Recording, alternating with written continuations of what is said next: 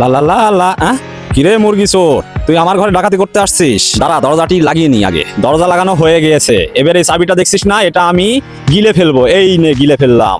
তুই কিভাবে বাড়াস আমি তাই দেখবো। আমি কুমফু মাস্টার, আমার ঘরে ডাকাতি। দাঁড়া, এই দেখ শার্ট খুলে কুমফু ড্রেস পরলাম, আর এই দেখ 100রও বেশি মেডেল। তুই কার ঘরে ডাকাতি করতে এসেছিস জানিস না?